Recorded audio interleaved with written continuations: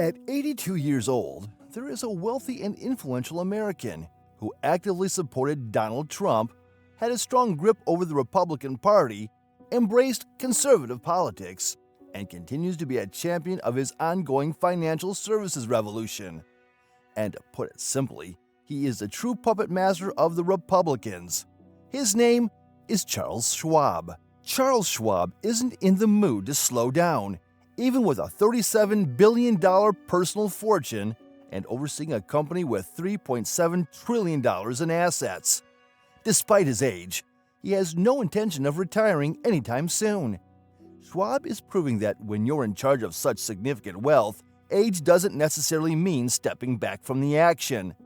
Born during the challenging times of the Great Depression, he witnessed his parents struggling to make ends meet. Despite facing financial hardships, he dreams of a better life and commits to working hard. Schwab's early ventures include starting a chicken farm, operating a tractor, and working on the railroad in Chicago. Dealing with a learning disability, others often perceived Schwab as unintelligent. Concerned about his future, his parents feared he wouldn't make it to college. However, Schwab remained determined, secured an athletic scholarship to play golf at Stanford University, and graduated with an MBA. After college, Schwab entered the world of investment advisory, but became disillusioned with the deceitful practices of stockbrokers. He realized that these brokers prioritize their earnings over their clients' interests, selling even poor investments for personal gain. Schwab decided to challenge this norm and aspired to create the first honest brokerage firm, and placed trust as the cornerstone.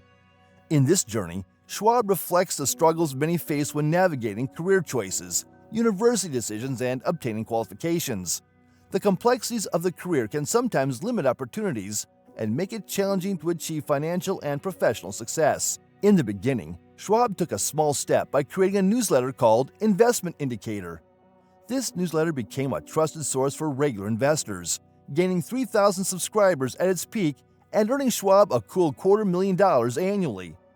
Motivated to challenge traditional brokers, the 26-year-old started his own brokerage firm and promoted it in his newsletter. However, things didn't go smoothly due to government regulations forcing Schwab to charge the same prices as everyone else. Business was sluggish, and after a year, Schwab's partners sold their stakes. Undeterred, Schwab believed the current stock buying system is flawed and patiently waits for an opportunity. In 1975, a new law allowed brokers to set their own charges. Schwab seized this chance and went on the offensive against traditional stockbrokers. He cut brokerage fees in half, shifted from commission-based to hourly salaries for brokers, and introduced 24/7 stock trading. Meanwhile, rival brokers plotted to crush Schwab by denying him outside investment. Despite facing challenges, Schwab remained determined to reshape the stock market, driven by a vision that set him apart from the traditional players on Wall Street. Schwab faced tough challenges as he competed and proved his worth. His persistence eventually paid off when Bank of America offered him the money he desperately needed. However, a twist came when the bank decided to play hardball and buy Schwab's entire company. But Schwab turned the tables, cashing out for $53 million in bank stock and landing a spot on Bank of America's board of directors at just 42. Despite Schwab's success, tensions simmered between him and Bank of America's management. Schwab's division thrived while the bank faced internal turmoil, leading to a fierce rivalry. Meetings turned into heated arguments, creating a tense atmosphere. Adding to the drama, an investigation loomed over Schwab, questioning whether he used insider information to sell his Bank of America shares before their value plummeted. Despite facing charges, Schwab came out victorious. The business world is full of twists and turns, and Schwab navigated with determination and skill. But a lingering question danced in his mind. Is Bank of America's management pulling strings behind the scenes? Some of them despised Schwab, but who can blame them? Schwab faced an offer from Bank of America: buy back his brokerage company for a whopping $230 million, 4 times what he initially earned. To seize this opportunity, Schwab sacrificed his life savings and took on colossal loans, questioning deep inside if he'll ever repay them. Undeterred, Schwab ventured into this risky deal, knowing it's his best shot at breaking free from Bank of America's grip.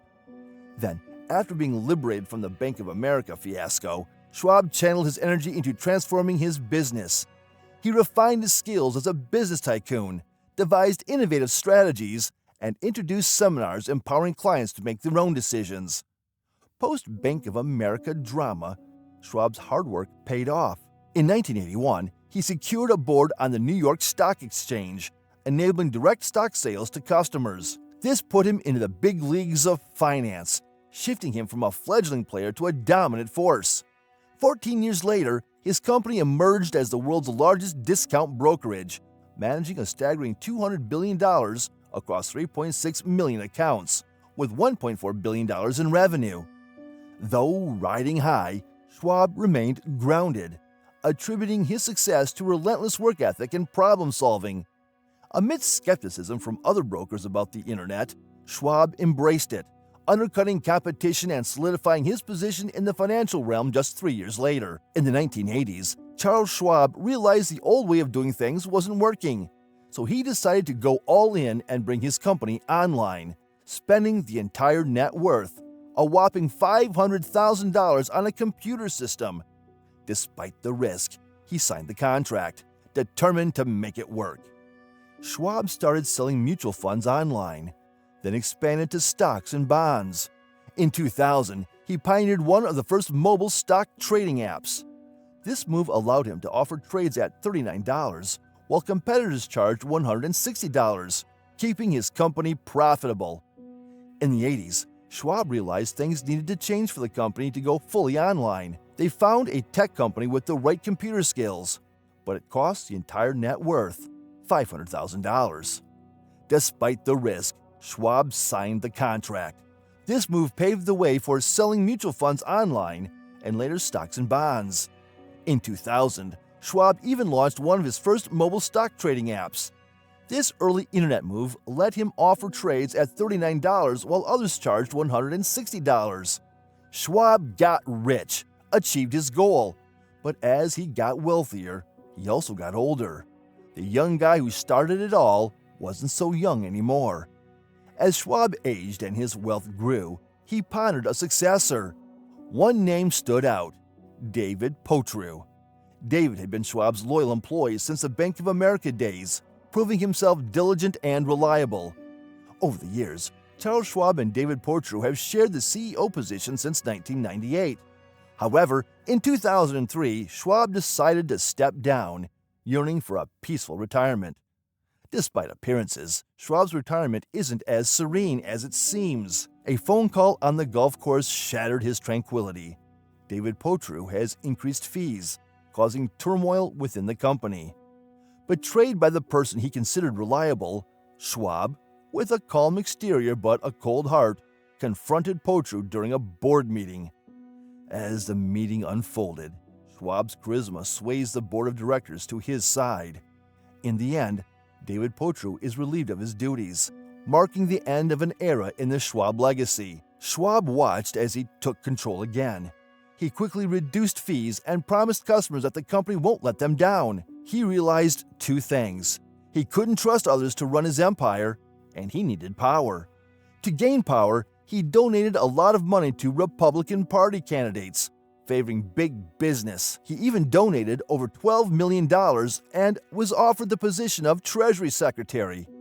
When Obama ran for president, fearing a wealth tax, Schwab donated $9 million to anti-Obama groups.